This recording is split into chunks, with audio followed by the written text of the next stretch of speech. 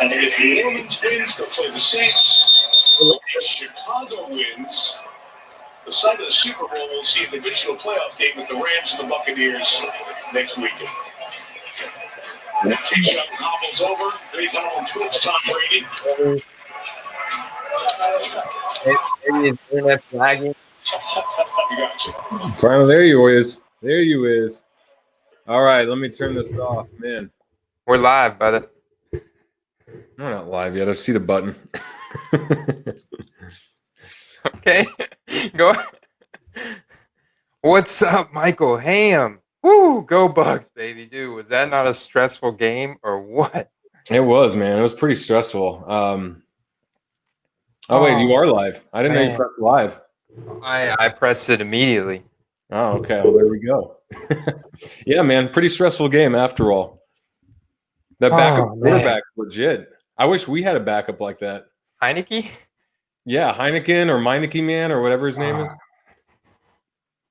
Yeah, yeah. Heineke was he was solid, man. Even with the separated shoulder or whatever happened to his non-throwing shoulder there, his left arm. Yeah, on that dive.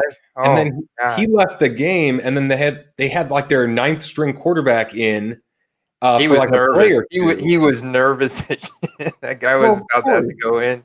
He's like, "What the hell? I'm the ninth string guy. How am I the one in? If he got injured, they would have had to call Dwayne Haskins up and be like, all right, like, how quickly can you make it to the stadium? Because we're out of quarterbacks at this point." Their tight end Logan Thomas was a pretty solid QB at Virginia Tech.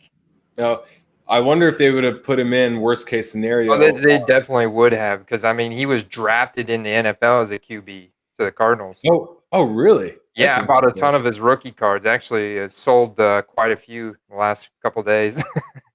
Wait, hold on. Logan Thomas, their giant tight end. Their giant tight end was drafted as a QB in college or in the NFL. Like in the NFL, he was drafted, not scouted in college. Drafted in the NFL as a quarterback.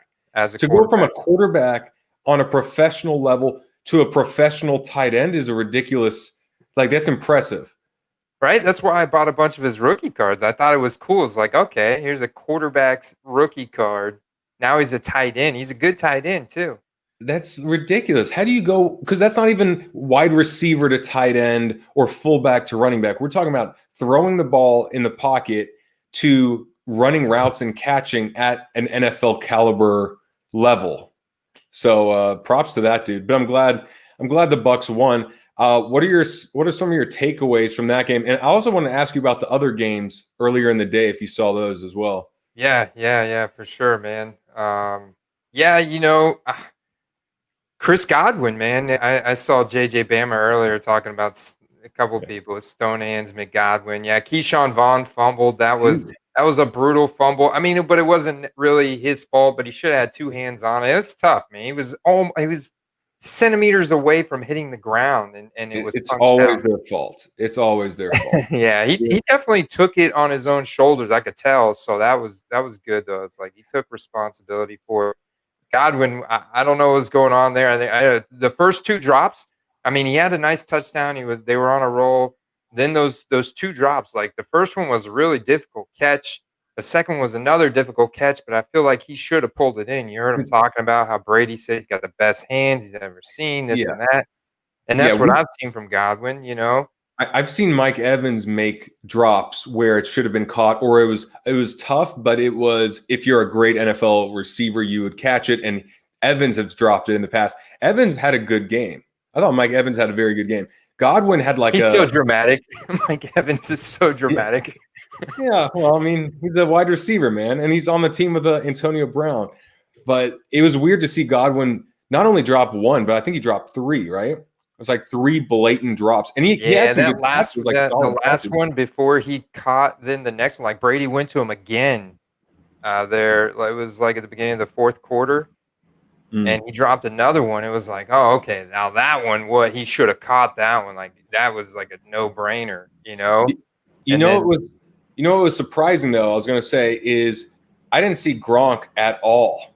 I think I saw him celebrate with Cameron Braid or something after Cameron Braid's faux touchdown that got called back. But I can't believe Gronk, I don't think, had one target. These are blue light blockers. I don't know if you're talking about Andy's glasses or mine. These block the blue light, so it makes me sleep like a baby at night. I don't stay up from looking at the screen. But and they're kind of Buccaneer colored in a way too. It's only 8:40 over there, right? Dude, I love winding down. This whole thing, which used to hold my smoothie, is filled with chamomile tea. So you see it's steaming right here. Chamomile tea and bourbon. Just chamomile tea, man. And then I might take a little hit from my pen, my magical California pen. But it was weird to see Gronk not have anything, any targets that I know of. And then the biggest thing I noticed was, for one, our backup center is atrocious because he allowed 2 sacks, and everyone else was pretty damn good. All that. Yeah. Like our offensive line, in terms of run game and in terms of pass protection, was pretty damn good against a pretty stacked D line, right? I mean, I don't know what the Redskins or whatever Washington ranks in defensive line, but pretty good. Pretty damn good. And so our backup center sucks, but then we missed Devin White so bad.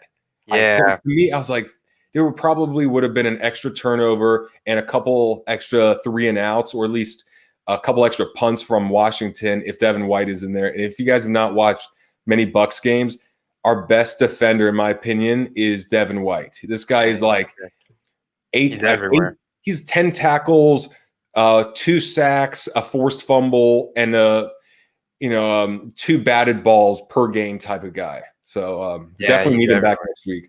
Yeah, but I mean, our run defense was good, and we had a lot of pressure on Heineke. But I mean, that guy, I was telling my buddy Arthur earlier, he called me. He's like, "Oh, you heard Alex Smith is out? He's all pumped up." I'm like, "Whoa, dude, don't get bummed." I was like, I'm almost more concerned now that Alex Smith is out. I was like, let's look up this guy on Player Profiler. So I look him up. I'm like, this guy's actually pretty fast. He's agile. It's like he doesn't have a big, long college resume. But this concerns me because this could be his coming out party. Yeah. And it kind of was. I'm sure some people were looking up Heineke trying to get his rookie cards. Well, it's kind of like Justin Herbert in a way, where Justin Herbert comes in for what, Tyrod Taylor, right? And it's funny because I haven't said the word Tyrod Taylor, that name, in 4 months. But then he comes out, and then this guy was like, holy shit, this guy can actually throw. Kind of reminded me of Ryan Fitzpatrick in a way, where it's like, hey, who's this guy coming off the bench? Comes in here and he's just slinging the ball, and really nice throws for the most part. And his wide receivers had a couple drops. What's up, 19th Vintage? My hair looks like shit, man. You want some of my hair, Andy? I need a haircut. You want some of mine? I'll mail it to you. No, man. I got a bunch of Brian Kingsley's hair. There we go. Damn. I like that profile pic, man. I'm going to grow it out like Brian. I'm going to just grow it out. Yeah, nice game. So Josh Allen, I mean, he steamrolled over the Colts, although that was a really close game there at the end. But I made some nice sales on Stephon Diggs rookie cards today. Thanks to Josh Allen, Stephon Diggs there. They had a really solid performance. Yeah, I saw that game, and I remember there was a few plays with Josh Allen, and this is what tells me when a quarterback has great confidence and is going to be doing good in the league for a while. And it's probably not accurate, but this is the sign that I get, is when they're in the pocket and they're getting rushed by defensive end or a blitzing linebacker, and they will pump fake with such confidence just to get them to jump in the air, and then they'll move around them. And I think Aaron Rodgers does this a lot as well. And I forgot if there's anyone else, but where they'll just do like a little fake, knowing that they're so much smarter than that blitzing defender, that they'll get him to jump and just run around and get that 6 yards for a first down. And, when it happens on us, and I think Drew Brees has done it a few times this season to us, it's the most frustrating thing, where that if that defenseman, whether it was a corner or a linebacker, if they just kept running and not jump and just put their arms up without jumping, they would have been able to stop the Drew or whoever from running. But when the quarterbacks just toy with defenders like that, that's when I'm like, man, that's confidence right there. Absolutely. He had a lot of confidence, but man, on the other hand, you had Russell Wilson Started the season off very confidently, very strong, and the Rams defense came up big, man. That pick six, it changed the whole game. So That I pick didn't see six that game. So I didn't see Oh, that game, but I saw man. the score. Like, what was your takeaway from the Seahawks and LA game? Well, I mean, it started off really shaky. You had the Rams backup quarterback start out, but he like got a concussion, kind of like hurt his neck, went down. Russell Wilson threw a pick six. Like he was trying to throw a wide receiver screen to DK Metcalf, like right at the line of scrimmage, and the Rams guy jumped the route, dude, took it to the house. So who's that on? Is that And more like a fluke? Was that just a horrible play from Russell, or is that just a marvelous play from the defender, or a bit of both? combination. I mean, that guy jumped the route. I mean, he jumped it, but at the same time, it was you could tell there was a lot of traffic there, and Russell was trying to get it off real quick, and it was one of those things where I mean, it was pre premeditated before he hiked the ball. So that was his first read. It wasn't like he went there third or looked around the field at all. That was the call. That was the play. He hiked the ball, immediately threw it to the sideline for the wide receiver screen. The Rams guy jumped the route, took it to the house, and that changed the whole game. Yeah, I looked at the stat line because that's the one game I haven't seen the highlights of and I didn't watch, but I saw the stat line. I'm like, man, it looked like a defensive battle because the quarterback ratings and stats were horrible. So what's your takeaway with Russell Wilson? Because going into this year, he was one of the quarterbacks I thought would have been one of the best investments because he's like that mix of established and, good legacy, solid. He has a Super Bowl win. He's mobile. He could throw the ball. He has some weapons, but not too young. So he has years under his belt, but not too old either. And then he had that amazing run where it looked like he was going to be the MVP and the Seahawks were going to steamroll everyone. And then now to be bounced in wild card weekend. And I forgot the record of each team, but the Seahawks were favored, correct? They were. Okay, so they were favored and they lost. And so they were playing at home. But I mean, it was. I don't think Russell Wilson's a bad investment, dude. I think he'll end up going down the Hall of Fame eventually. I think it's on Pete Carroll again, man. On the play calling or what? Yeah. I think it's a lot on the play calling. Yeah. All right. I'm putting on Pete Carroll, man. So what really stuck out to you in the first couple games of this weekend before the games come up tomorrow? Anything specific? I'm just happy we won, man. Dude, I'm so relieved. I was like, I was sweating bullets, dude. I've been drinking bourbon for the last half of the game because just to calm myself down because it was so close for comfort, and Heineke was just picking apart our secondary. And I was like, oh my God, dude, this is tough. Well, it's weird because I noticed that we didn't get much pass rush. We got a couple sacks at the end, but there was a lot of plays where he just threw the ball in the right spot and moved the ball down the field before he got hit. And I was like, all right, well, we could stop the run, but we just can't stop these 15 to 25-yard shots. And it was just go down the field. And there were some weird calls. There was like that pass interference that should have been on Tampa in the first quarter that wasn't called. What else was there? Then there was like a couple challenges with bobbled balls in the end zone, one with Washington, one with Tampa. The Cameron Brate dropped that ball, and then on Washington's side, he caught a touchdown, but then they were going to see if he actually had possession, which I thought that was a good call. Like it was, as like that's a catch. But it was a bit weird on the reffing side because I thought there were a few calls that even the broadcasters didn't agree with. So I'm glad it didn't decide the game, but definitely could have. No, you're right, man. You're right. There was definitely some interest, controversial calls there. Controversial calls. But we got some really exciting games tomorrow. So yeah, it's going to be fun, man, to watch tomorrow night, the Browns and the Steelers. I know Les Alex is going to be he's going to be sipping on something for that game. That's going to be intense. Who's favored in that game? Because I know the Steelers were hot and then they kind of slumped, and now the Browns are super hot. Yeah, no, it's got to be the Steelers. Got to be favored in that game. Who do you got? I'm rooting for the Browns, man. I'm rooting for the Browns, dude. First time in the playoffs since 2002. They're fired up right now. Their head coach though has COVID.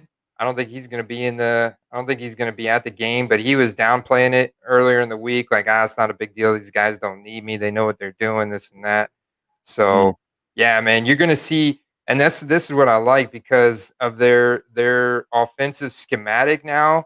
They're run heavy with Chubb, and Chubb's a freaking beast. And Kareem Hunt in the screen game, and Baker is so good in that play action setup. It's going to be fun to watch because I think that what you saw with the last time the Browns played the Steelers, Chubb tore him up, and we saw the Ravens. We saw J.K. Dobbins tear him up on the ground. So I think I think the Browns could definitely come away with the win if their defense can put pressure on Big Ben and take his ass down. You know. Yeah, I want Juju Smith-Schuster to have 300 yards in the first quarter, just so hopefully I could liquidate the rest of my Juju cards. But I'll go for the Browns as well. I don't have any other cards of Steelers or Browns players, but I'd like to liquidate those Jujus, and I don't think it's going to happen unless he has a monster game and the Steelers win. But yeah, same here, man. The Steelers have a huge legacy. Big Ben has his rings, and Browns are kind of like the Bengals in a way. It's kind of like the Jaguars, where they just seem like they're historically bad. And so anytime that a historically bad team goes on a run, kind of like what the Bucs used to be up until the mid to late 90s, and then again recently, it's rare. It's not like a dynasty. And so when you have those little streaks where you could have a couple years of doing good, you might as well just root for the little guys. You gonna read the news in the middle of our live stream? Wow, dude, Tom Brady's still the GOAT, man. No, just looking at the news, just seeing if there's any news on Stefanski or any of the players tomorrow, COVID, injury-related news. The one thing with Tom Brady is like, man, he still looked pretty damn good. You give him protection, you give him wide receivers and a tight end. I don't know. I don't see why he can't do it for another 3 years. He takes care of himself. He's so smart that as long as he doesn't get injured, I just don't know why he wouldn't be able to do it for another couple of years. I mean, I think he's going to have every record just based on the rate at how he can play, because he was brand new into this system just a few months ago without any chemistry, without a preseason and all that. And regardless what happens, you have a whole off season with the same guys, and you get that chemistry, and then hopefully you get an extra weapon or two. And yeah, man, I'm just optimistic about the Bucs, even if it's not this year. I'm really optimistic. His throws are money. His deep ball, man, when he gets into a groove with his wide receivers, and they're running the routes that he wants them to run, it's incredible. I mean, they're on fire. He's solid. Dude, check out these sales that I had today, man. I sold a ton of football cards. I think I sold like 30 or 40 football cards today. 30 or 40, wow. Yeah. So this was brand new. I saw these Derrick Henrys probably second quarter of the Bucs game. These are Starstock Bs too that I bought for $275 just a couple weeks ago because I was like, that's way too cheap. Yeah.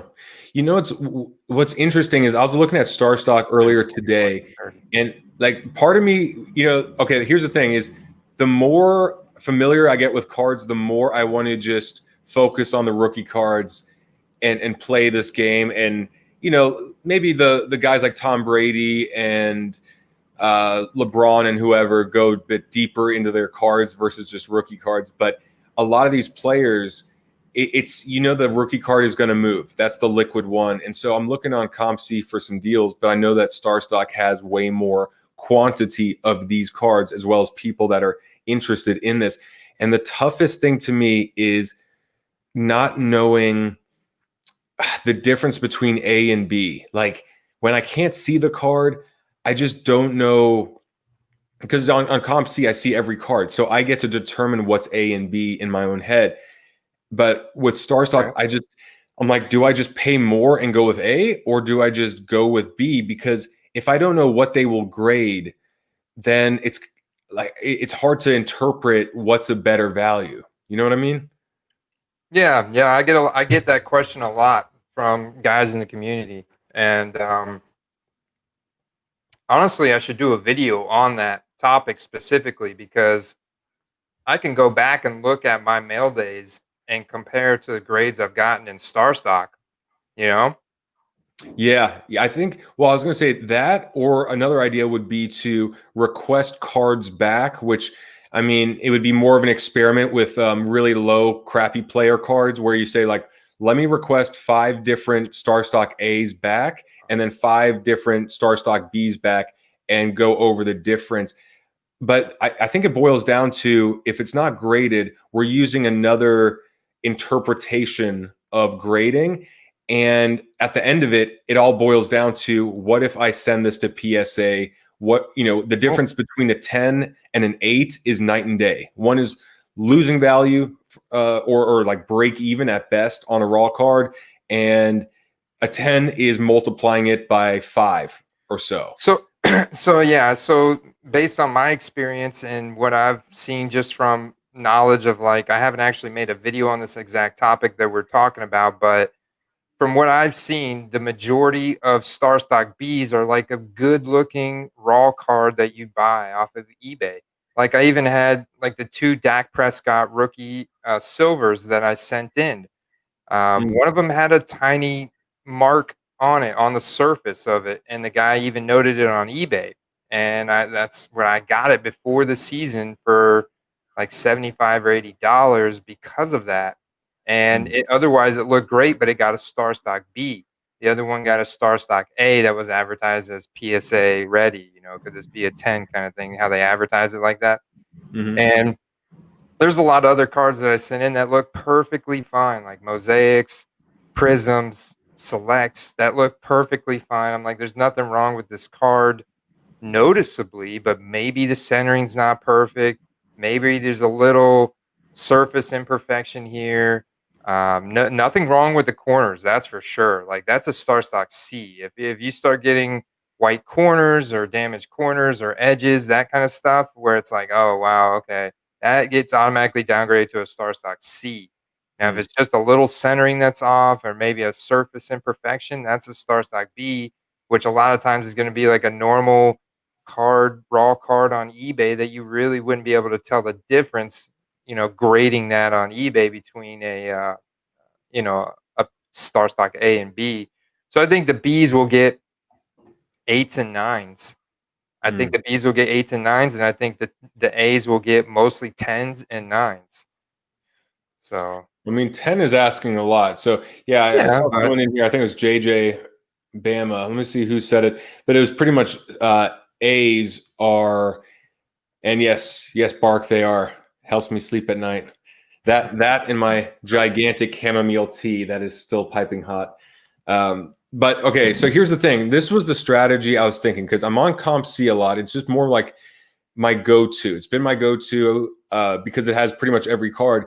But the more I want to invest for the shorter flips, the more I know that I need more people to look at the cards and be able to buy them when I'm ready to sell. I need more buyers in the market. And so what's good about ComC is that there are people on eBay that will buy. However, like if I want to buy 10 of a card, sometimes ComC will only have 2 or 3 at the price I want, when over at StarStock, I might be able to pick up 10 of them, for a similar price.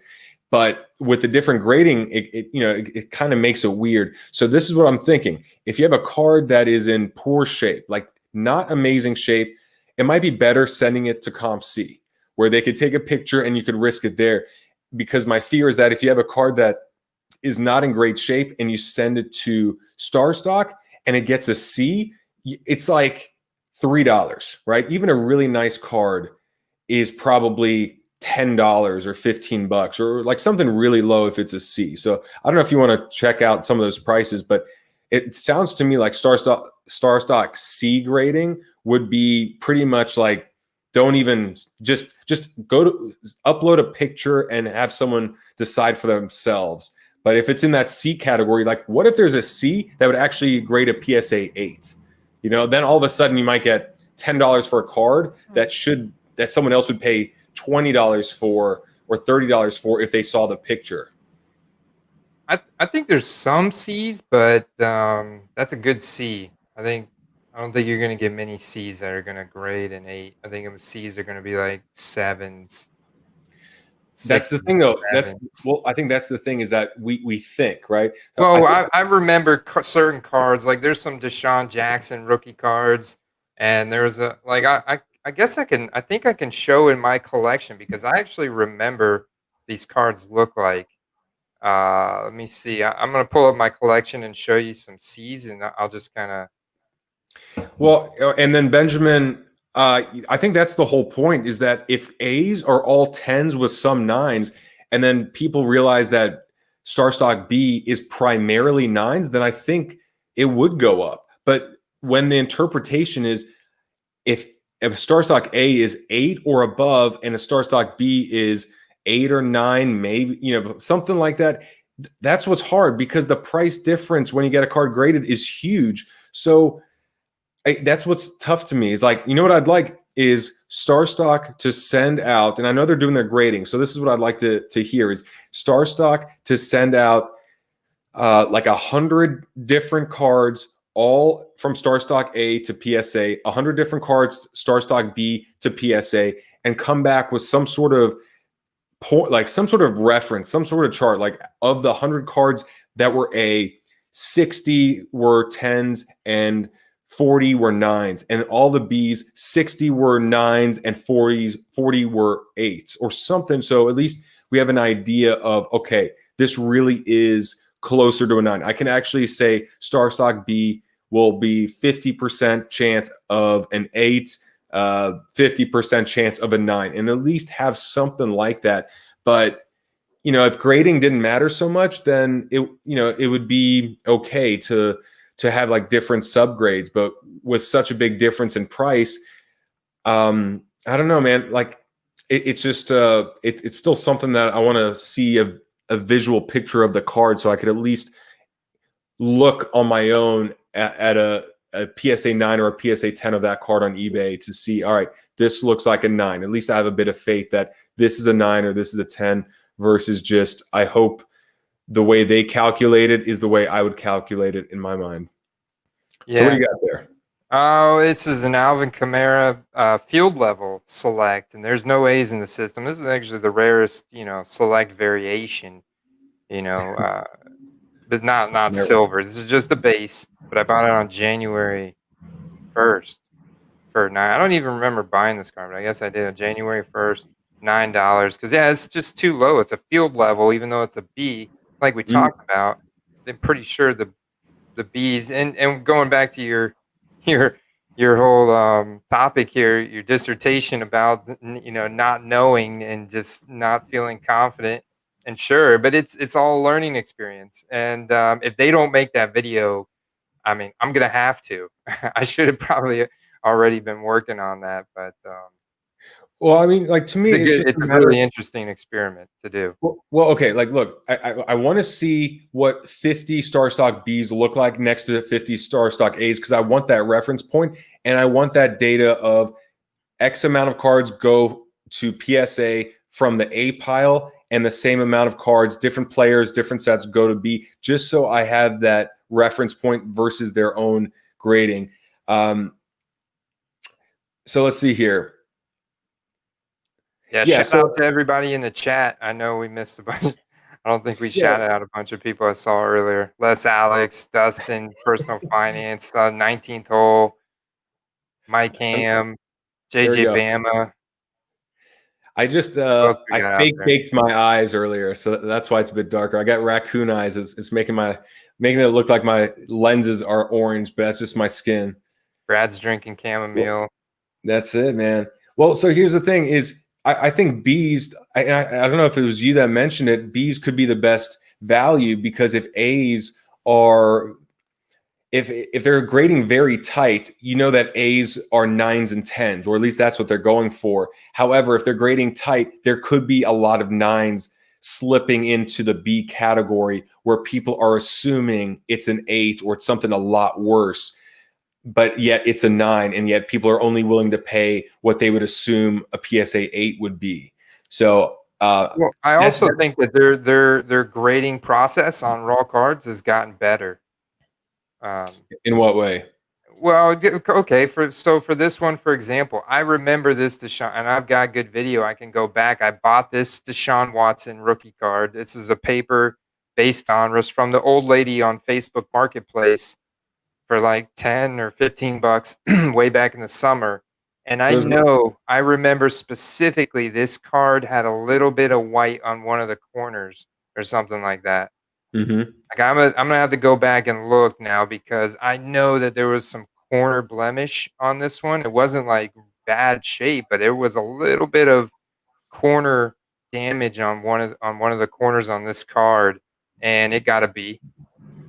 Okay. This I sent in way back in August, the beginning of August, when they were, much younger, and they've obviously, they've improved a lot of things. They've improved their processes. They've hired new people. They've also are doing the PSA group submissions now, which is encouraging them and motivating them to make sure that their raw card grading process is better, So this is what that I'm worried about or I'm concerned about is, look, if there's someone that looks at the card and determines if it's an A, B, or C, but they're not using a magnifying lamp, what if they look at the card and say, okay, I see nothing wrong. This should be an A. However, with PSA, I've learned that they use a black light to look for all sorts of weird fluids and whatnot that are on the card or different things or surface issues.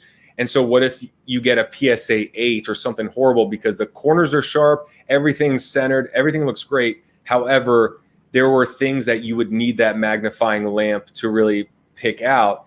So that's why, like, I don't know what the answer is. I just need that conversion. I need that, like, a really good conversion from Star Stock A. It's really 9s and 10s only with like a very small percent, 1% grades an 8, and that's just like a fluke. And then 80% of Star Stock Bs are 9s and 20% are 8s. Something where okay, at least if I select a card to send to get graded, that there is roughly a 60 to 80% chance this is a 9. But if, like, for example, if you wanted to get Star Stock Bs graded, I don't know who would take that risk, because what does that mean? Like, you might be paying all this money to get back 8s. So is it like, all right, if it's a B, you just keep it? But what if there's a lot of 9s in there? So, I mean, like, I don't know the answer, but that was just one of the things that concerns me, because at least on ComC, I could see the card and I could have it sent to me. I wish I could go straight to PSA. However, when I could see it online and I know that everything looks perfect and the only thing that could be is some sort of surface issue that I can't pick up from the picture, at least it's one step, like a little bit of like a little bit of help so that it filters out some more cards. And I think you can get. No, I got you. I mean, we all want to, know definitively. Like, that's the biggest question around, trading on Star Stock. Is exactly what grade am I going to get for an A? What grade am I going to get for a B? What can I expect? What's the ratio? We need some percentages, and whoever's the first person to actually put that video out will go viral. Yeah, so get on it, man. That should be. Yeah. If they could hire, that's what I'd love to. That's what Ziggy and I had talked about, is because he loves Star Stock as well. But if they could get a grader, a former grader of PSA or someone that at least there's more of a process, because sending in cards to get graded is a big deal, because it's not only the cost, it means that you are saying, I cannot sell this card in the next 6 to 9 months or whatever the service is, so that if this player goes off and they hit their peak, I'm screwed. Like, I'm stuck with that card in a box at PSA. And so that's why it's very important to say, all right, I need to know at least a rough idea. Is this going to be a 9 or 10? And maybe if you think it's going to be a 9, you don't even send it. But if you believe it'll be a 10, you do. But when you don't have an idea and it's between 8 and 10, that's when it gets really, it's very hard, because if it's an 8, the answer is hell no. If the answer is probably a 10, the answer is hell yes. And when that's all lumped together in one category, that's tough. Yeah. Yeah. Thomas. Yeah, I feel so. I don't think there's a definitive no, they won't accept a star stock B for grading. At least not. And I'll shoot Scott a message and ask him, because I'm curious. But I don't think I've seen that question or answer before, Al. So I appreciate you bringing that up. That's a great question. But it does say here, just, we do not provide refunds or exchange on any cards we deem not worth grading. So maybe you can submit a B and then they go and pull that card, because one thing I will tell you is that they have every card serial numbered in their vault that you send them. Oh, good. So it's not a matter of, here's the pile of A's and we're going to assign you, here's the one we're going to send to grading, but the one you actually sent in is in better condition. So each one that you send in is serial numbered to you. Yep. Okay, good. That was a question I think we were talking about, me and Ziggy were talking about, where if it's just a pile of Dak Prescott, Prism, Silver, rookie cards, and like, all right, here's a pile of A's, but the one I send in is like barely squeaked into Star Stock A category, and then someone that sent the same card in and it was flawless and it's going to be a BGS 10 pristine, and I get that card to send in and I get that back at 10. I'm like, sweet, this is great. And they get a 9 or an 8, and technically it's still in Star Stock A, then that person would get screwed and I'd get lucky on it. But if they're all serial numbered to us, that makes a lot more sense. So much better there. Yeah, so if you don't sell the card that you initially send in and you request it to be sent back to you, then they'll send you back the exact same card. Okay. So once you sell that card and then you buy another A, you're gonna. So yeah, every card's got a serial number assigned to it, so they know exactly who it belongs to in the vault, and then it changes hands based on who buys and sells it. Yeah, when I saw this here, the jokes never end. But I gotta say, in fact, I'll show you guys. I'm gonna show you what's left of my PSA submission. So keep talking. Yeah, that was a good one. Yeah. No, I want to say hi to everybody. I want to say hi to everybody in the audience out there. Costa Rica card collector. Cheers, man. What's going on? JJ Bama, base card collector. He's driving and listening. That's good, man. You're being safe. You're not watching and driving and listening at the same time. Go Bucs. That was horrible. Thank you. What'd you do? How'd you do that? You jumped on the other side there. Benjamin Roberts, what's up, man?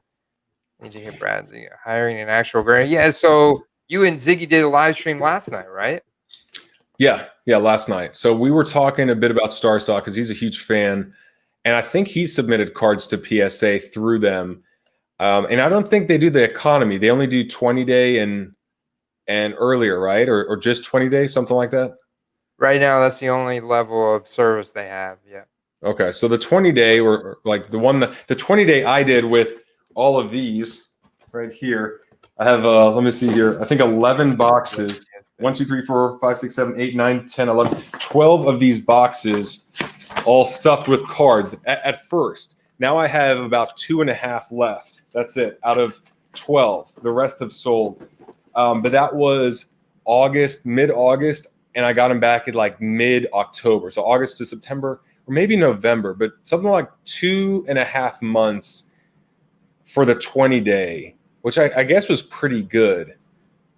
So I did another. I'm going to do another 20-day. I'm kind of nervous about doing the economy bulk because I've heard it could be up to a year, which would be insane. That's a long time, man. That's a long time. Well, I mean, the goal is to have a lot of these cards back before the national and before next football season. So to pay an extra $10 per card now to ensure that it'll be back in that time, I think is the better move versus if you're going to get football cards graded, send them in bulk, and then they come back halfway through the football season, but the player or the cards you sent of that player, they may have really started off the season slow. And then all of a sudden it's like, well, you could have sold before the season started, made a good profit, and it would have just cost you an extra 10 or $12. But instead, now you have to hope that that player turns it around for the second half of the year. So I'm all like right now, I'm leaning more towards doing future submissions of 20-day only just because of that crazy turnaround time. And also, like, I'm starting to feel getting the rookie cards graded that are worth 10 to 30 or 40 or 50 or whatever, and not dealing with those $10 or $15 cards where you have to calculate that difference and hope that it's worth it. I'd rather just be like, look, for a $50 card, I'll pay an extra $10 because it's still there's a lot of meat on that card versus like a $6 card. And then, you know, like I did on a lot of these, and then you pick the wrong submission service, and you know you're worried that you'll even be able to break even. And so, fortunately, I got lucky and I've made a decent profit on these. But just heads up, if you're doing a submission, you might want to do 20-day and make sure that the cards are worthy of 20-day, because if it's bulk, it might be 9 months to a year. What do you got there? Ooh, I'm looking at Josh Allen's based on sales chart. Just he's one of those exceptions, as well as his premier teammate Stephon Diggs, of guys that were much lower on September 1st than they are now. I mean, Right. all-time career highs, and JJ Bama is talking about selling his PSA 10 here the next week or so, which is perfect timing because Yeah. you're going to make an incredible profit. Yeah, I mean, look, when we look back to those prices before the season began, there's all this optimism about everyone, right? Because no one's injured entering the year. No one's like sucks at the beginning. It's either you did great last year and we can't wait to see you do it again, or you sucked last year. We can't wait to see you turn it around and make a comeback. But after that, it was like lots of players going down, and then only Herbert and Josh Allen and like Tua for a bit, and Joe Burrow for a bit, and a couple other players, and like Russell Wilson for a bit. But besides that, like a lot of the prices were just at the peak at the beginning. And I feel like when there's so much anticipation, there's going to be more players that are going to disappoint based on where that expectation's at than ones that are under the radar that are going to do really well. Yeah, and then you look at Russell Wilson's, and his was, peaked there at the beginning of October when he came out guns blazing, looked like he was going to storm and take over the MVP by storm, and that didn't happen. And he had a couple bad games. There's some nasty interceptions, and it was like, oh, he's human again. And his cards went back down. So those people that bought there in October, that was the peak. That was the peak of his card there in October and even late October. You know what? From all of this, I've learned everyone goes on a streak. Every player, as good as they are, has a slump. They have their good streaks, and then they slump for a bit. They have another good streak, and the best players will always slump from time to time, but they'll just be a lot better than they are bad most of the time. And then bad players or decent players have really good games and good streaks as well. And I see it in basketball as well. And it's one of those things where I'm like, look, I don't know how long this is going to last, but only one player or one team is going to win at the end of it. So I'd rather just sell for a good profit and move on. it's too risky because the idea of buying Russell Wilson, like if I bought Russell Wilson at the beginning of the year and I saw how much I could have made in October, but then decided not to, thinking that it was going to last all the way until the end of the season, and obviously it didn't, I'd be pissed at the profit I could have made that I didn't. And now I'd have to wait until next season versus going, damn, I could triple my money right now. And if Russell Wilson does win the Super Bowl and win MVP, I could have 8x'd my money. But to make a 2x return, a surefire 2x return versus a 5% chance of an 8x return, I'd rather just take the 2 times. Yeah, I'm with you, man. That's why I've done pretty well. I'm selling I think I've sold like 250 so far this football season. You know, I don't know, probably made 3 or 4 grand. You know, and yeah, I mean it's been a blast. You know, it's been a blast, and I think I can definitely ramp up the strategy next year. But I've always taken that approach, like where I'm not trying to go for the 10, 20x every time kind of thing. I'm happy with taking 2 to 3x, you know, taking that profit. Even though some of them, like even the Stephon Diggs that I sold today, you know, I bought those for $16 and $17 back in November. Mm. And I knew they were too low. And he's elite. And the connection he was building with Josh Allen was really good. And you know, I sold them. I sold them all within the last week. I sold the last one today for $50. You know, Wow. I can't. Nice.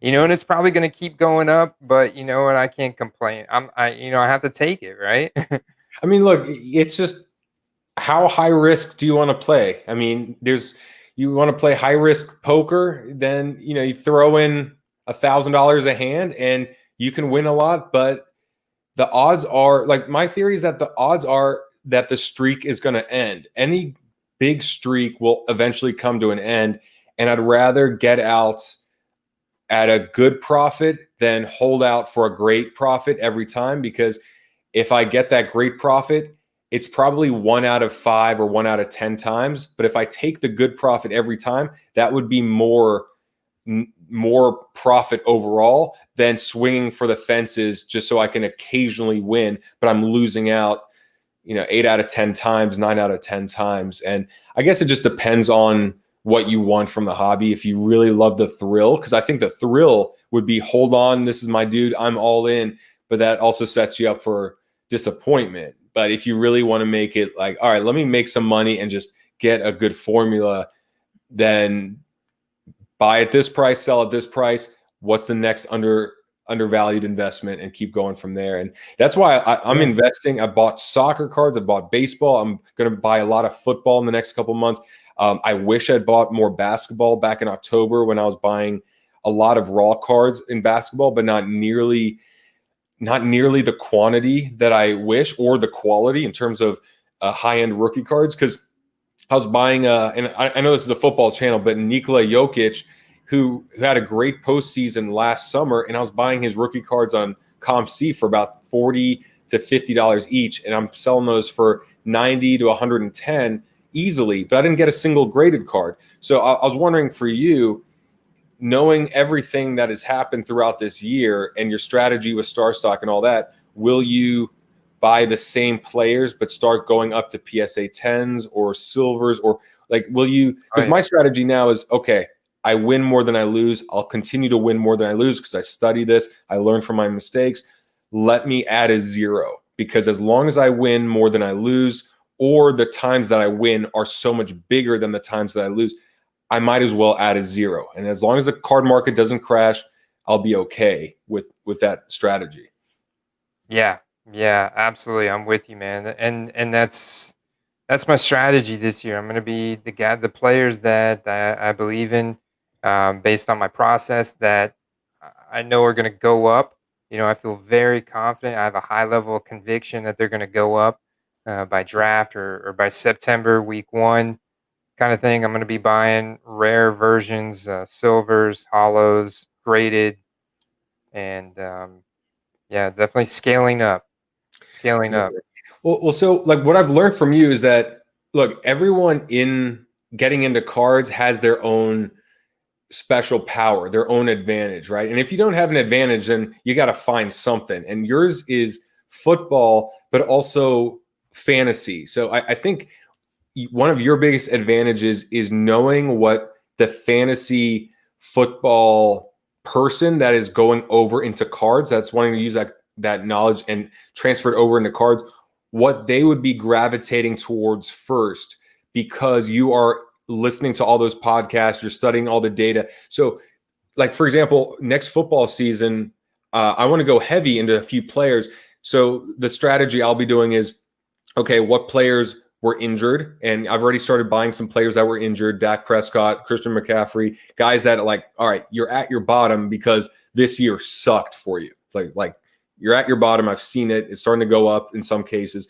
Then there's great players on bad teams like Deshaun Watson, where you're like, all right, you're so much better than the record, and you just need a better coach, a better offensive line. You need some pieces. You'll probably get it in the draft.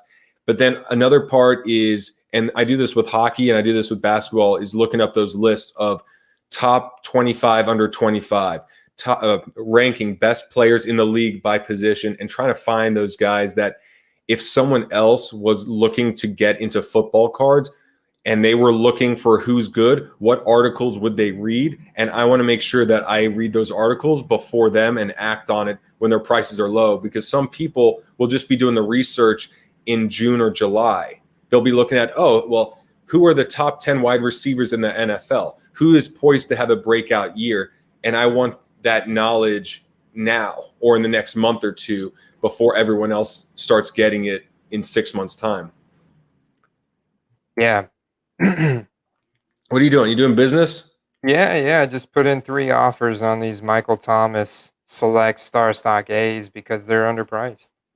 You know, I bought 2 of his Prism PSA 9s for, I want to say, around $60 a piece, and they should arrive soon. But the goal of Michael Thomas was you're a great receiver that has had a horrible year, but you have a Hall of Fame quarterback. Your team should be doing quite well in the playoffs. And if you return, I'm not sure if he's playing tomorrow. Is he? Do you know? I believe he is. Okay. Yeah, because he played the last few games, didn't he? I thought he had. Yeah. Okay. He did, So he maybe did have a lingering issue. He was questionable at one point recently with a lingering issue. I think it had to do with the ankle again. But let's check it out real quick. You look at that. I'll answer this question here. What we got? Nostradamus.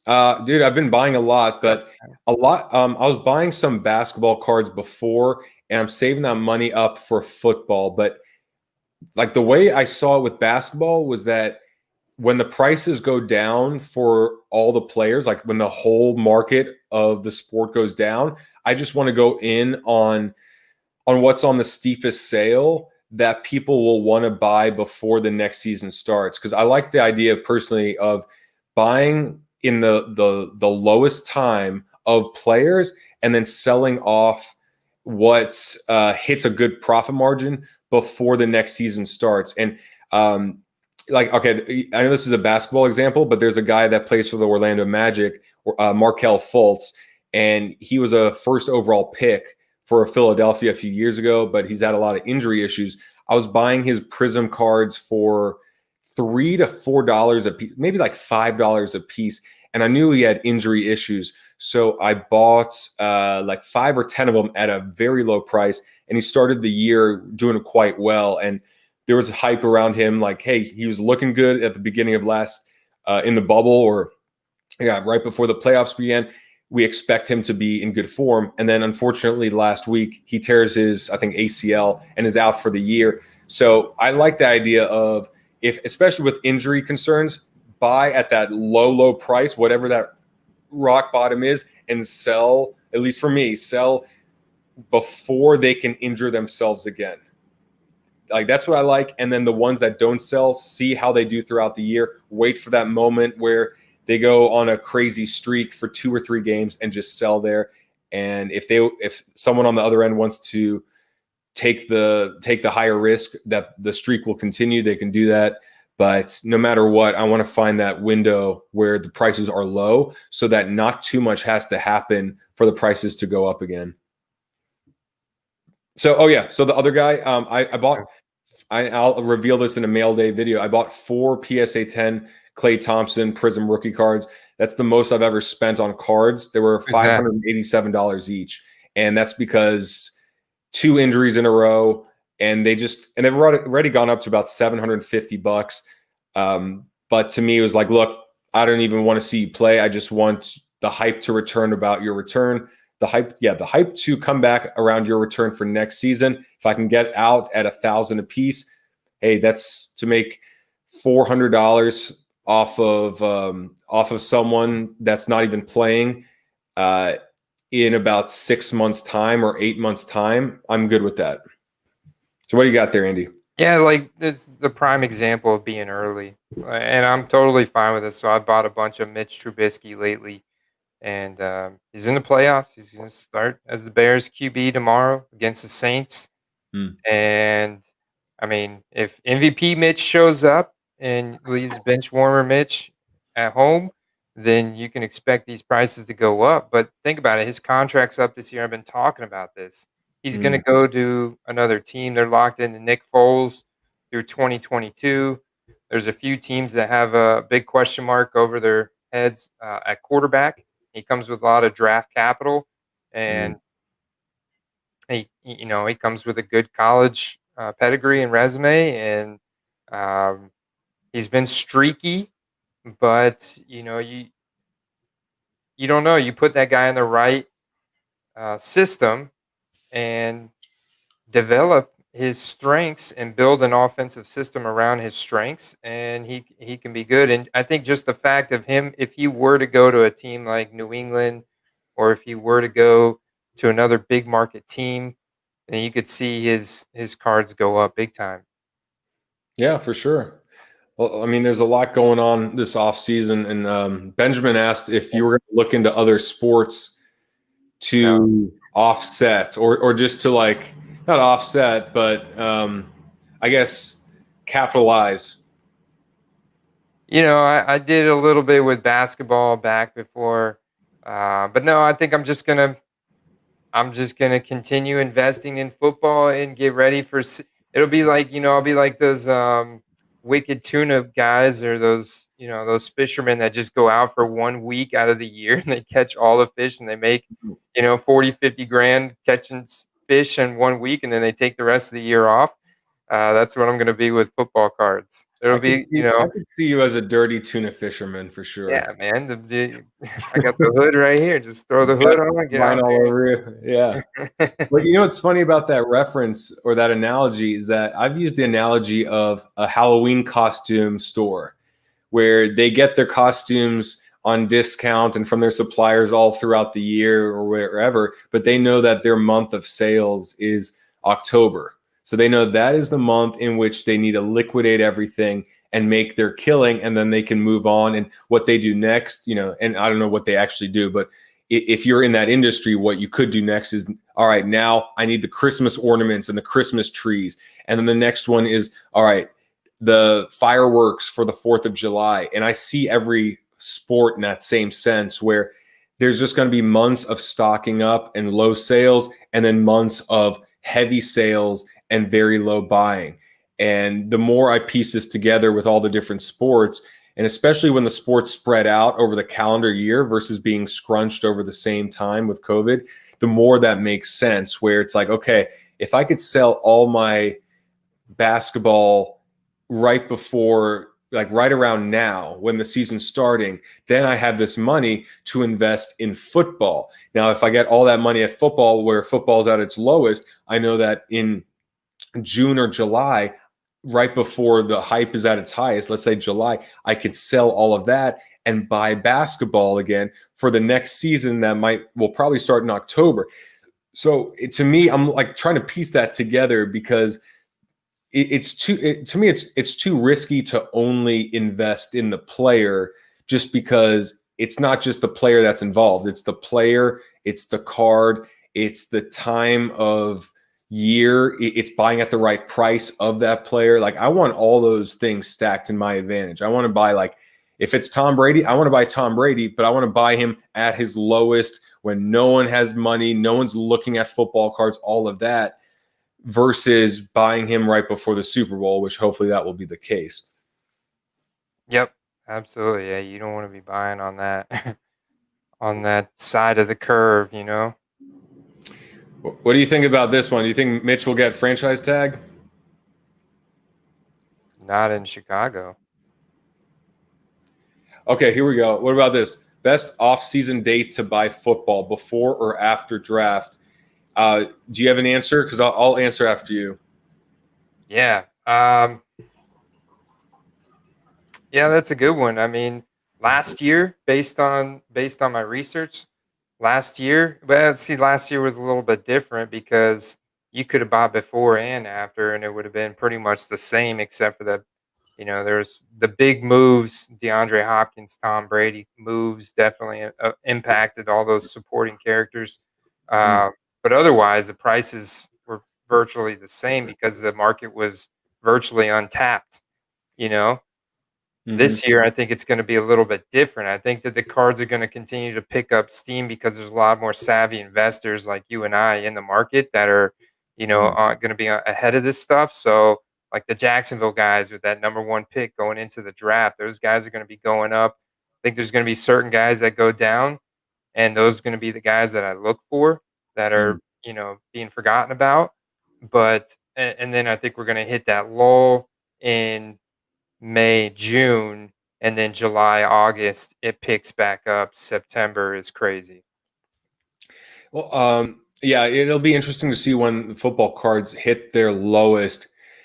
And so what I see with all the other charts of the different sports is that it's never the peak and then the lowest and up. It's always like the peak and then the descent. And the descent is quite quick, but then it's like, okay, up, down, and then wait. And then it's like a flattening / slight increase. And then once it's flat and it's not going down anymore, that's when I want to go all in, because I don't want to wait for it to increase too much. But like there was a good point when hockey is starting, I think it starts this week. And then, so at least that's some attention going there. Then there's football season over. I don't want any talks of football. So when football season's done completely, that's when I think all the focus will go to basketball, hockey for some people, and then baseball will be starting up soon. And I think that's when there's too many different things to focus on. And football, especially in terms of the media, like ESPN and whatever, they have too many other sports to cover. So football will just be mild. I like the idea of just looking at the charts and then getting in at that point. Doesn't matter if it's before or after. But when it comes to the draft, and I remember last year's draft, I was watching because the one big move that happened in the draft, and it wasn't big, but it was when New England didn't select a quarterback. And the sign I got there was Jarrett Stidham was going to be the starter. So I bought up Jarrett Stidham cards, and then some of them sold right before some of them sold before Cam Newton even got signed. So I got lucky there. But I think, to me, I'm buying when it's low before the draft. I don't want any attention, any extra attention around those players.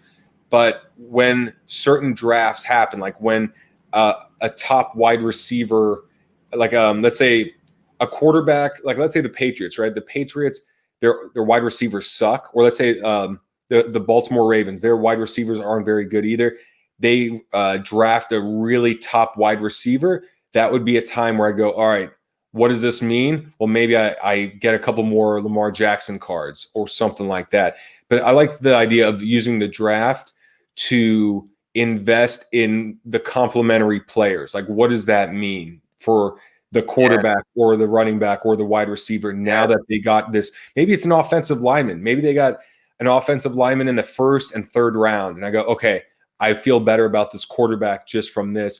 And even if it doesn't pan out, that might be enough for other people to think the same thing closer to the beginning of the year. And for all the talking heads on ESPN to say, like, look out for this guy to have a bounce back year now that the offensive line is solidified.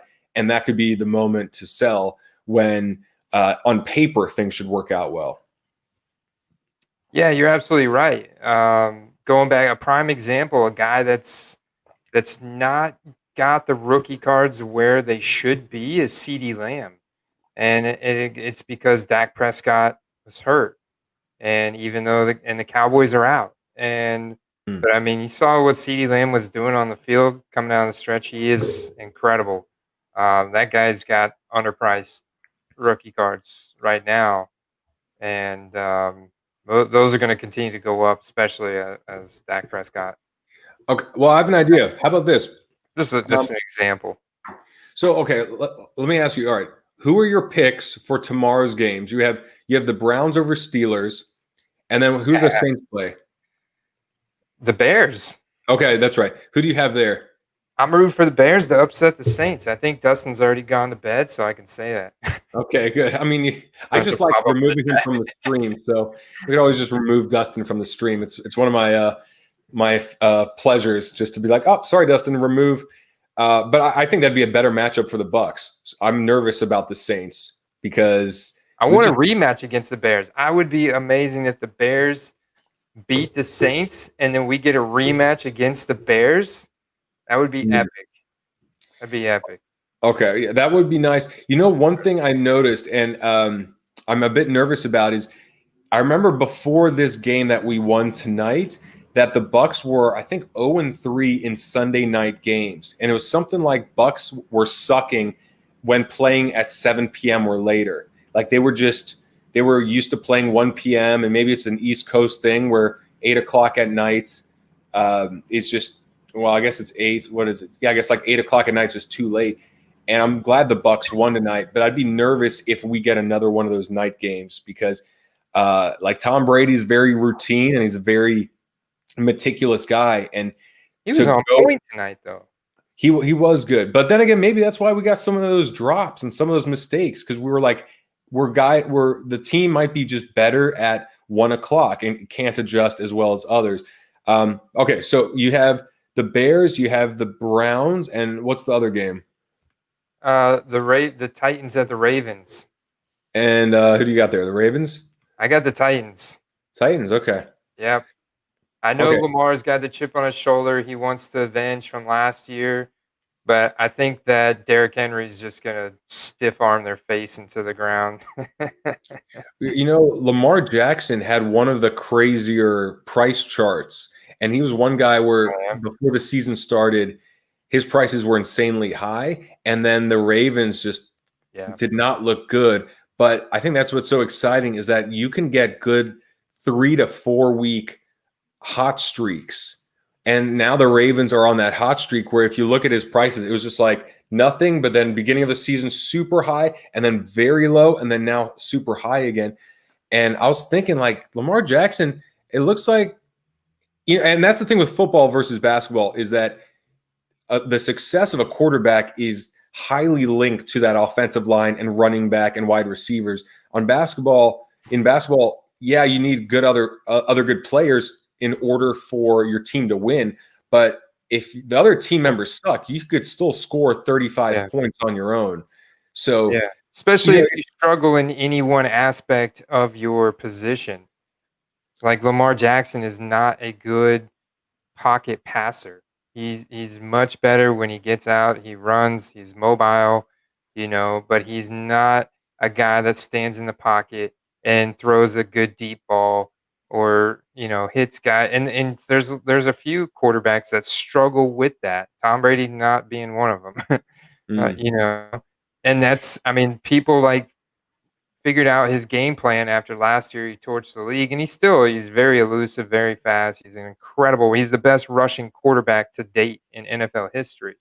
And but that's his weakness is contain him to the pocket and force him to throw a pass and put, you know, the defense in a zone coverage, and you'll get some interceptions. You'll be able to stop Lamar Jackson.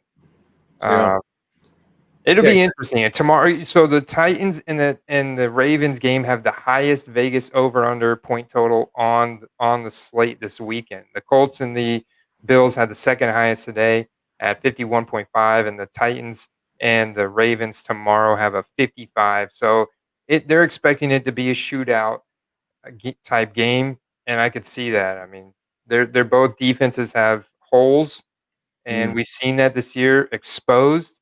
And I think you have both teams have incredible running games, which set up passing games. And Lamar Jackson's got his connection. He's got his Mark Andrews. He's got Marquise Brown. When he gets mobile, he makes those plays, man. So when he gets on a roll, he's very hard to stop. And J.K. Dobbins is their new rookie there, who's very good, and he's definitely come into form. And so, but you can't stop Tennessee either. You can't stop Derrick Henry. Nobody can stop Derrick Henry. He's the number one rusher in the NFL. Just go watch his highlight reel and watch how many people he's stiff-armed into the ground this year. It's incredible. And then you got A.J. Brown, who's incredible. Another guy who's he's like Chris Godwin, but legs are twice as thick, so he's a beast. And Ryan Tannehill is pretty mobile. He's played really well. It sets up perfect in this system for him. And so it's going to be a really fun game. All the games tomorrow are going to be fun, just like they were today. They're all going to be good, really good. But those are going to be the guys that are going to be buying and selling. Yeah, one thing I'm just so happy about is the fact that with all this craziness of COVID, the football season has not been too affected. We had a couple Tuesday games. We have players that are on COVID list, but man, it could have gotten shut down. And I'm so glad that the football season held up, and I'm like thinking to myself, so nervous, like how in the world has Tom Brady and some of these big name quarterbacks and stars not gotten COVID? And I know some other quarterbacks have, but I'm like, it seems like it's so damn easy to get. And you have 50 players and you have, they're going out, and some states are very relaxed compared to others. How in the world could that happen? And I mean, I would hate to see this happen is if you have like a Patrick Mahomes in the playoffs get on the COVID list, or Lamar Jackson or Tom Brady or Aaron Rodgers up to the Super Bowl, like in the conference finals game, get COVID and have to miss the Super Bowl. And then, you have the Chiefs without Patrick Mahomes going against another team. And, that team loses because the quarterback, their backup is not even close to who the starter is, whether it's Lamar or Patrick or Tom or Aaron. Well, that'd be terrible. I mean, we got our first kind of instance of that tomorrow. It's not a player, but their head coach. I mean, yeah. I mean, it's something, but I think, the players play. Coach. We'll see how that impacts them, but I think it's significant. But hopefully, it's not as significant as. Well, apparently Gronk was blocking like a beast today, because we got Al and Baby Swagoo saying that he's been blocking good. I didn't see him. I didn't see him on the screen at all, which Breeze. Honestly, I'm not worried. It's not Breeze. I'm not really too worried about Breeze. Yeah, here's the thing with the Bucs. When they're all on all cylinders, firing on all cylinders, they're very tough to beat. It's just a matter of if they're going to be on all cylinders. And the defense still kind of worries me, because it's like amazing against the run, but then you can carve up the secondary. So it's like you pick your poison. It's like, all right, well, we're going to stop you and make you beat us in the air, but then you'll just do that even with a third string quarterback. Yeah. I tell you, a guy whose rookie cards I bought, some Antoine Winfield, man. I like that guy. I like him too. Antoine Winfield. I will say we've gotten some good drafts. Devin White is just a monster. Vita Vea a couple years ago. I hope he comes back next year all healed up. But Antoine Winfield, really good, really cool dude. Small guy, heavy hitter. Son of Antoine Winfield Sr., who was a Viking safety. I think he was like a safety for the Vikings for many years. But yeah, he's a stud. All right, let me ask you something real quick though. Let's say the season. Hold on, real quick. Let me answer a couple questions that we skipped over. Okay. I'm going to just cover them briefly. How often do you buy autos? I buy autos anytime I find that they're underpriced and they're kind of within my budget. I don't want to spend $500 on one card. I'm not at that level yet. But if I find an auto for 20 to 50, It just depends on the player and the condition and the circumstances around the card. But I love autographs. I think those are my favorite cards, autograph cards. And I just sign cards myself. I just write my name on them, send them off. I don't buy any autographs. And Deshaun Watson's, he's a baller. Top 5, man. And the guy's young still. Great investment because he could very well. He's disgruntled right now because he was consulting with the Texans. They fired their GM. He was consulting with the ownership as a leader of their team, giving the ownership his opinions and just how the team felt on people that they would like to see them interview. And they didn't even interview those people or take into consideration any of his comments. And they went out and hired a GM on their own and from the Patriots. And so he's disgruntled, and it's rumored, Deshaun Watson could end up in New England next year. And that would be huge, because Deshaun Watson's very accurate, very mobile. The guy could be absolutely legendary if he's with the right supporting cast on the right team.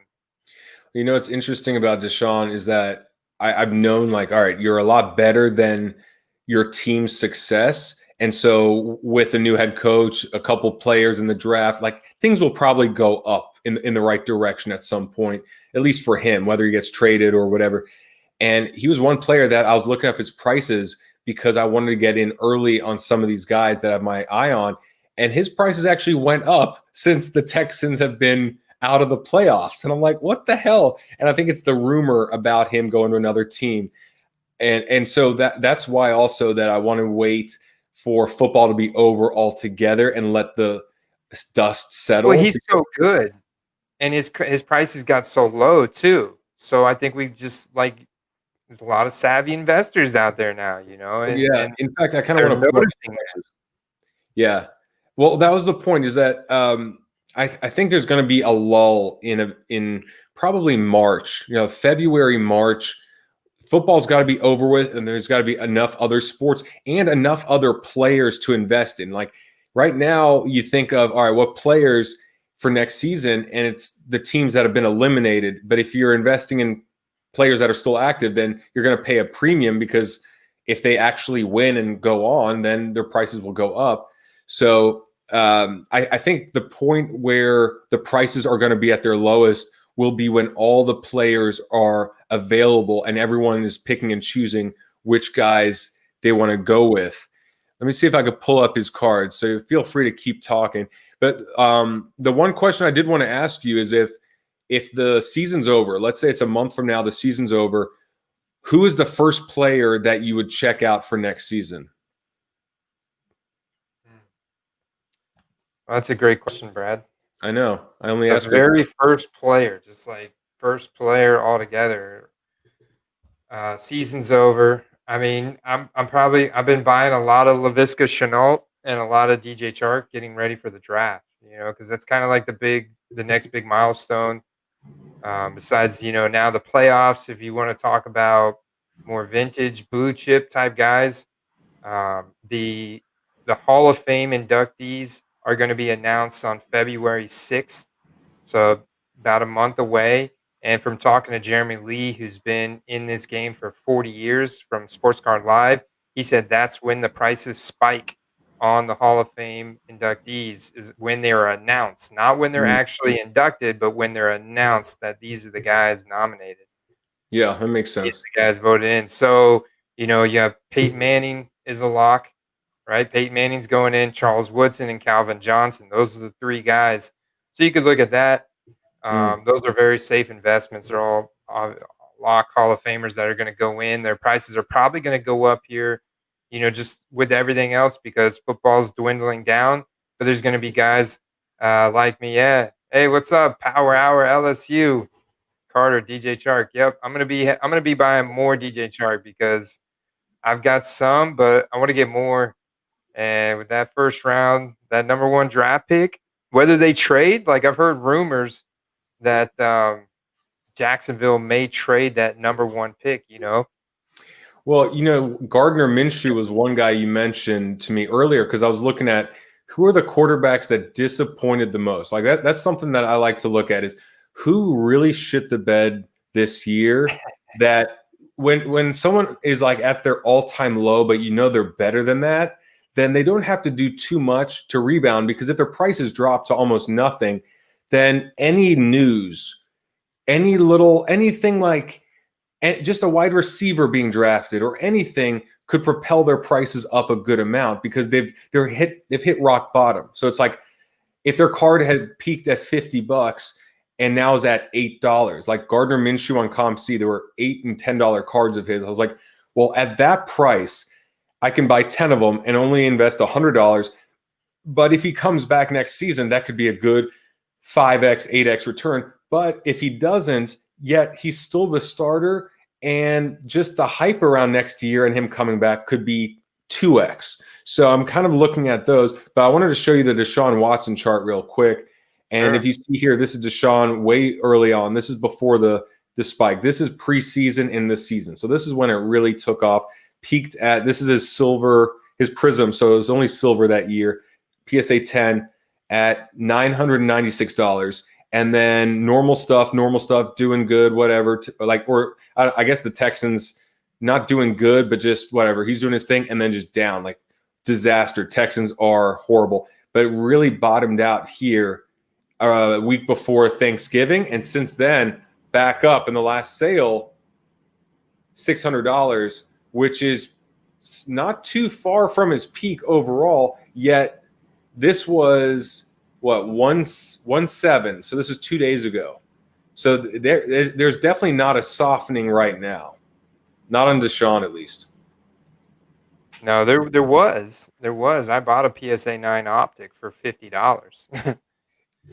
And, Yeah. and I'm getting offers on that card now for like $80, and I've got it listed for like 125. Another QB that's low right now compared to where he's going to be come September is Jalen Hurts. I'm a big Jalen Hurts fan, and I think his prices are going to take off. So that leads to Carson Wentz, basically shitting the bed this year. I mean, you could point the finger at a variety of issues there, but he's got to find a new home. They have a big contract on him right now. They're going to have to figure out something to do with it, because all the Philadelphia people are saying trade Carson. Jalen's our guy. They love Jalen Hurts. I love Jalen Hurts. His card prices compared to Herbert and Tua and Burrow are still very competitive, and I think there's going to be even more of a decline here because Eagles are out of the playoffs. They'll, kind of fall to the wayside a little bit, and with him being a 2020, you have more cards hit the market, that kind of thing.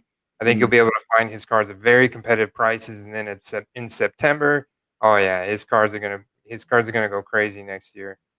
All right, So that's another guy, like one of my top QB prospects right there. Okay, so I have a question for you. So I've been looking at a few guys' cards, and I see JJ Bama mention Dwayne Haskins, and I mean, like, damn, talk about a fall. And it's not like, I don't know how he was last year. I didn't really follow the Redskins, but just in terms of like, holy crap, drafted so high, and now you're off the team. You're like scrubbing toilets somewhere, and you I don't know what's going on, but Haskins a hype guy, man. I don't. So I actually bought two. I think I bought two, and I'll probably buy a few more PSA 10 Dwayne Haskins off of eBay for 30. I think it was $30 or $35 each, and it was one of those, like, I could be throwing my money away, but that's a rock bottom price. It's a PSA 10 prism of It's Dwayne like Drew. Haskins. It's like exactly. It's like Drew Lock. I mean, you would have had similar experience scenario with Drew Lock, So, and yeah. So I'm thinking, like, my strategy is, or my hope is that he gets signed by some team as their backup, and that could be a little bump right there. The starter goes out and he becomes Jameis Winston-ish. Hopefully he goes in, or he's just announced that he'll be the starter for the coming week of a team because the starter gets injured in practice or something like that, or whatever it is. And so the goal is just to get in on him and maybe throw my money away. But on the off chance that he does get signed by another team, given a second chance, that's one potential upside, right? That could be a time to sell for 70 or 80 or $90, hopefully. If not, or if it's not hitting that price, then he comes and then he's just the backup and he'll actually enter a game and hopefully clean up his act. But that's what I'm relying on, is that he'll clean up his act, he'll get his shit together, and he'll make use of his second chance. So we'll see. But I was going to ask you, who's the backup quarterback in the league that you think could start next year? Or if there's a quarterback that's not currently a starter, who do you got as an interesting? Carson Wentz. I mean, he's still good. He's got to go. He's going to go somewhere. He's not going to sit as a backup in Philadelphia. Somebody's going to pick him up. And so you look at the teams that need quarterbacks like New England, Denver, Washington. They may now have one. I don't know. Are they going to stick with undrafted Heineken or Meineke, man? Pretty damn good tonight. He picked apart our secondary, which is not all that great sometimes. But that's neither here nor there. All right. But those are those. I mean, I think that Winston, okay, but I think that they've got Winston on a pretty cheap deal there in New Orleans. Do you think Winston goes somewhere and starts, or do you think he's found his role as a backup? I think he's found his role as a backup. I think so too. I think he makes a great backup because he's like Ryan Fitzpatrick, where it's like, dude, you can go in there and then throw 3 touchdowns, but we just don't know if you're going to throw touchdowns or interceptions. But you're going to throw the ball.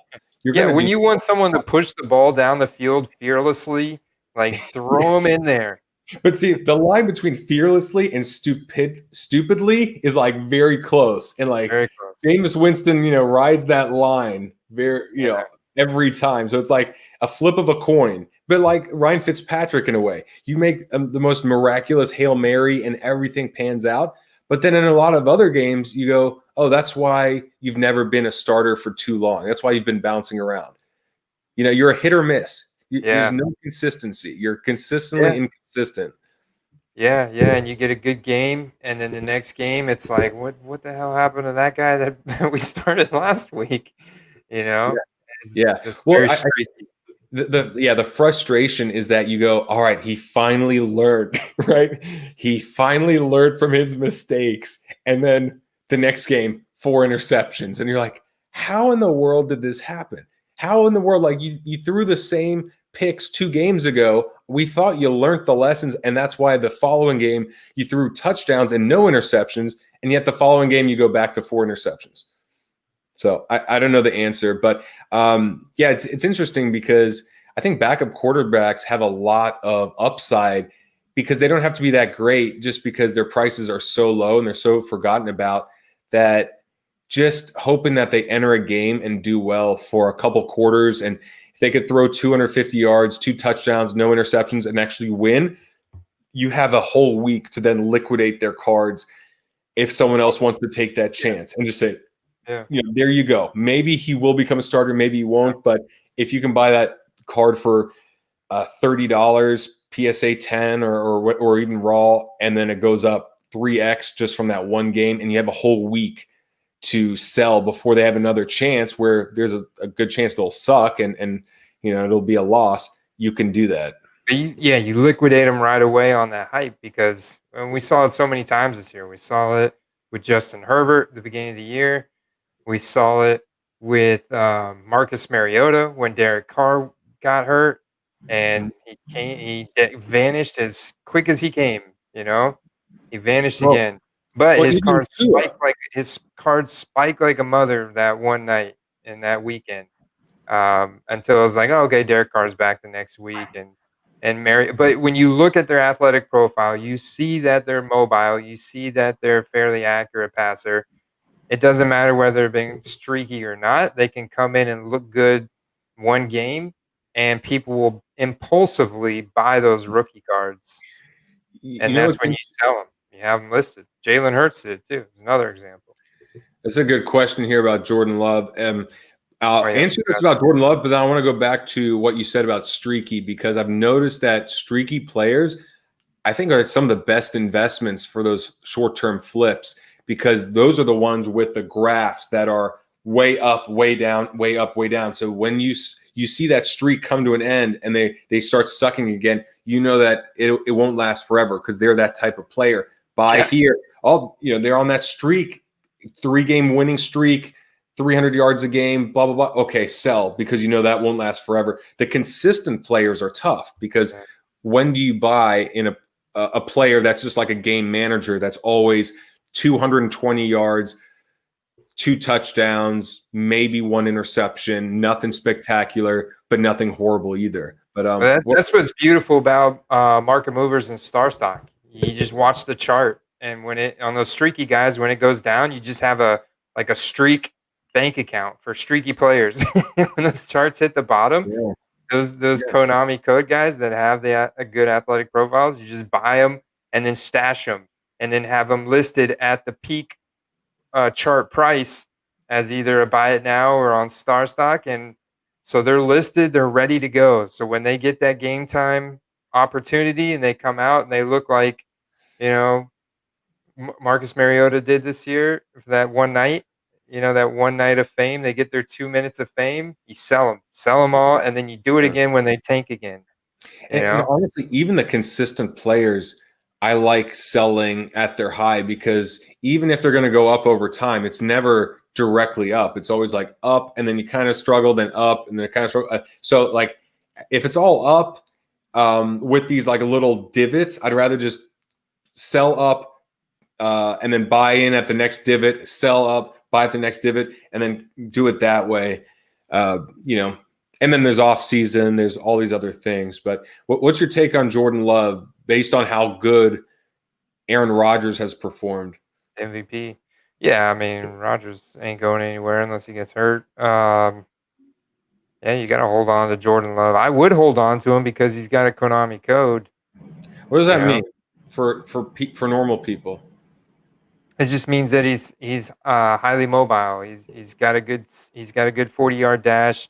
He's got the requisite size and speed with the arm strength and the passing accuracy resume from college to make him a mobile, accurate passer, which is a multi-dimensional passer, which is what you want in today's NFL. You look at guys like Tom Brady. He's an anomaly. We don't even know if he's human. Yeah. Well, I mean, I would say if Tom Brady could be as mobile as just Aaron Rodgers or one of these guys, I'm like, man, you would just be so much tougher to stop. If he could just scramble for 5 yards, 3 or 4 times a game, it'd be like, oh my God, you've got to have another linebacker just watch him. But instead, he just has to throw the ball. There's like nothing else he can do. Yeah. And if Tom Brady didn't have the championships, he didn't have the wins under his belt, people wouldn't be buying his rookie cards, because he's not flashy. The Konami code is a flashy player, whether it's a running back. What happened? Is Konami a reference of something? Oh yeah, Konami, the old video game platform, like OG video game platform, back from the 80s. Okay, because I know Atari. I've never played it, but I know Atari. I learned it from the guys over at Player Profiler. Okay, so they coined that Konami code. Gotcha. One of their co-founders. So shout out to them, which you guys all know about them. But I mean, it's true with running backs, wide receivers, tight ends, quarterbacks. Those are the flashy guys. So those guys can be streaky, but they can absolutely go nuclear. So their ceiling is super high. Tom Brady is an anomaly to put up, 40 fantasy points in a game without even rushing the ball once. That's how good of a passer he is. Gotcha. So what's your take on Jordan Love? You just holding him? Is he going to even play next year? I got a couple Jordan Loves. I don't know. I mean, barring injury, no, he's not going to play. He's going to play in the preseason.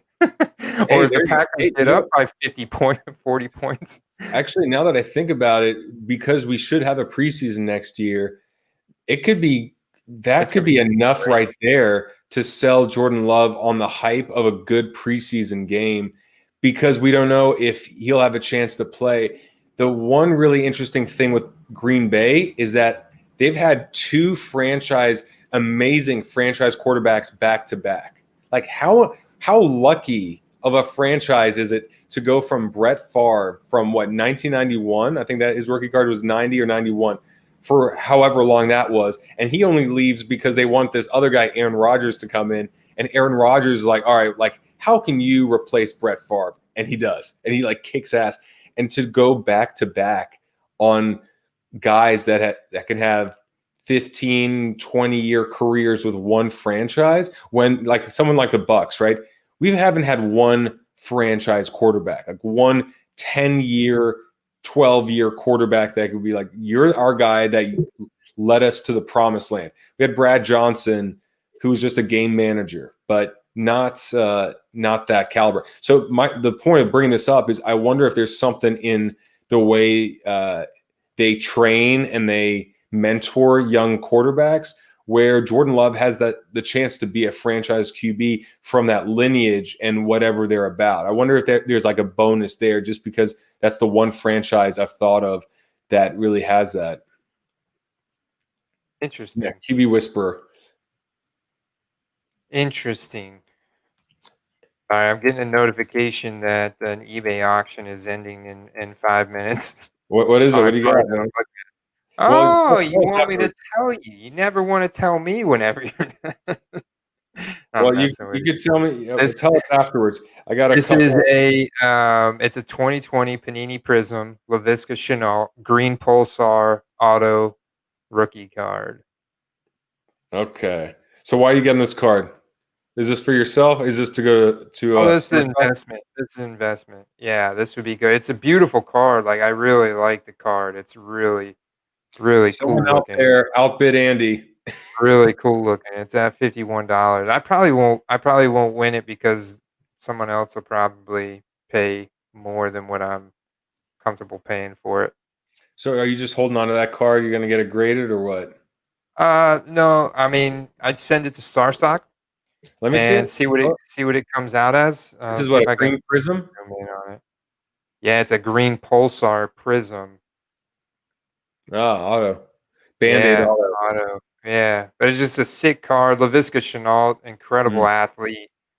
Swiss Army knife in Jacksonville. You know, with them getting a new QB, they're going to get a big bump this year at draft. Yeah. I Well, see okay. So someone here mention Will Greer, and yeah, I mean he kind of does have he's got a 72nd percentile burst score and good throw velocity, pretty smart. Um, what's going to happen with Jacksonville? So are they getting Trevor Lawrence? Are you They're thinking? either getting Trevor Lawrence or they're going to trade that number 1 draft pick to the Texans and for Deshaun Watson or I don't know. You know they What's could. happening to Gardner Minshew? It sounds like something's going to happen to him. Yeah, they'll probably trade him. So what's he good for? Is he just a backup at this point? Like, No, I think he'll become a starter somewhere. all right. I So think that New England could pick him up on a very competitive, cap friendly, 1 year or 2 year contract type deal. does New England need a quarterback, or do they need every other Oh piece no, on they offense? need a quarterback, dude. Okay, but I mean, the They thing need a is, quarterback. all right, but is it because here's the thing, like Tom Brady wasn't looking very good in the last year at New England, right? If you don't have all the other pieces around you, it's like, well, we have the best engine, but like the starter doesn't work and the transmission sucks and it's not assembled right and all that. So my question is, how much of the success or failure of New England was Cam Newton versus the wide receivers, which I thought was one of the worst in the NFL as a corp. Yeah, And I don't know what the yeah. offensive line is, But but Cam Newton's just, I mean, he's washed, man. He's busted. He's one dimensional, dude. Okay, but I'm saying Probably like worse Tom than Brady Lamar. didn't look very good either in his final year of New England. Yeah, I So, mean, you got a good point. I think that's the interesting thing with football is that we know who these players are supposed to be independent of horrible coaches and a crappy offensive line and wide receivers that drop the ball and can't run routes, right? We know that. But we also, like, you throw in Cam Newton on the Kansas City Chiefs and you give a year to just learn the system, how much better would he have done? So, like, that's the thing we never find out. Yeah, I'm down for the Bears. I don't care who wins tomorrow as long as the Bucs can beat them the following week. Yeah, I mean, at the end of the day, it's a team. It's a team effort, man. You're right. I mean, you could point the finger. A variety of people will point the finger at different places, and you look at the analytics and the stats, and man, it's takes two to tango. Takes 11 to tango in the NFL. Yeah. Well, I mean, like when you think about it, that's the tough part is that if you have a great quarterback, but the left tackle is horrible and the wide receiver ran his route, got deep, and just as you're about to throw it, you get hit. And it like because the left tackle got burnt so quickly, way quicker than they should have, that touchdown is now a strip sack, right? It's now a fumble sack, and then it's returned to the house. And all of a sudden, the quarterback looks bad and everyone looks bad. But really, you need all 5 offensive linemen to block and the wide receivers to get open and the running game to be solid in order for all of this to work. And I don't think there's a quarterback out there that can make up for a bad, receivers, tight end, running back, offensive line. So I think that's the tough thing with football is like, how do you decipher who, or like how much blame and how much credit do you give to a quarterback versus all the other positions that are involved on an offense? So like with Gardner Minshew, for example, I didn't follow the season. I just know that there was hype around him at the beginning of the year. Last year was supposedly really good. And then this year they just shit the bed. Like Jacksonville just shit the bed. So I was wondering how much of that is Jacksonville, how much of it is Gardner, and then we can go on to this other question here. Yeah, no. All right. Well, I thought I answered that already, but I still have a lot of faith. I have a lot of conviction in Gardner Minshew, man, and I think that it was like his mustache. Bad defense, bad offensive line, struggled. He had injured his throwing hand, he had COVID. It was a tough year for him, man. And I think he's going to end up, if he's not, I just checked his contract. He's not a free agent until 2023. But I think that is not a big contract. It's a very small rookie contract. And so they could easily trade him to another team. But would they trade him knowing that he's pretty good and everything else sucks? Or would they trade the pick? Because if the quarterback had a bad year, but it was mostly the pieces around him, you would think that they would hold on to the quarterback rather than draft a new one where you'd say, all right, well, we got to. Yeah, but that's the thing. He's not. Trevor Lawrence is 6'6", and Brad Johnson He's being compared to Peyton Manning, like as far as his personality. pedigree, not his personality. No, just like his intelligence on the field, decision making, size, athleticism, that kind of thing.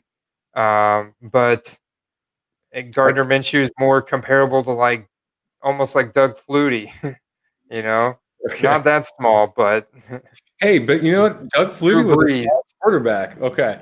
Well, it's weird. I see Trevor Lawrence and I don't watch college football, but it's hard to take him seriously with his haircut. Because I don't think there's I see defensive ends and defensive linemen and defensive players with long hair. I don't know of a quarterback. And then I can't take Gardner seriously because he has the handlebar mustache. So I don't know, man. There's just like an image, like Peyton Manning has that image. Aaron Rodgers and certain players just have more of an image. And when you have like long golden locks, it's hard to think like you're going to be this all-time great quarterback. But it would be totally different. Like I wouldn't be able to take you seriously if you had long hair and you're over there, Yeah, Just right. because I'm used to you having this Johnny Bravo hair that Yeah, man. you always have. But if you have like I don't know, it'd be interesting. I'm trying to not have a haircut, just so I can squeeze it out a bit longer, so I can reinvest more money into cards. Maybe you should grow it out long, man. I think Yeah, you'd look super goofy. But I mean, you can't say that for everybody. I mean, yeah, yeah. like, Anyway, what's like, your take on Antonio Gibson? oh yeah, dude's a rock star. I mean, obviously he can't run against the Bucs defense, but nobody can. So that's not saying much about him. But he's got the Konami code. He's got the pedigree. I'm a little concerned. He got a bad turf toe this year, but other than that, I mean, he had a really good season. He had a really good rookie season, and I'm definitely bought some. And if they're cheap, I'll buy some more because I think they're going to go up next year for Hmm. sure. Yeah, I saw Andrew's comment here at the bottom about football cards going to other positions, and I think that'll Yeah, continue next year. I mean, it started this year. It does make sense that quarterbacks get the most because they're responsible for the most. They get the ball almost every snap on offense, and I mean, like, compared to basketball, where a player will touch the ball, for 40 or 30 minutes of a game, and they'll be involved on both ends. And now in this sport, you're only on one side, offense or defense, and there's also special teams that you're not involved in. And then from there, as a quarterback or an offensive player, there's only the quarterback that gets the ball almost every snap, unless it's like a trick play or something. And then a wide receiver, a great game, is getting the ball 8 times in a whole game. And a running back, I guess a great game would be getting the ball 20 to 25 times and having 100 plus yards. And that's not going to happen every game, most likely. So, yeah, I hope it continues. I'm sure it will, but I think quarterbacks will always be number one. oh yeah, man.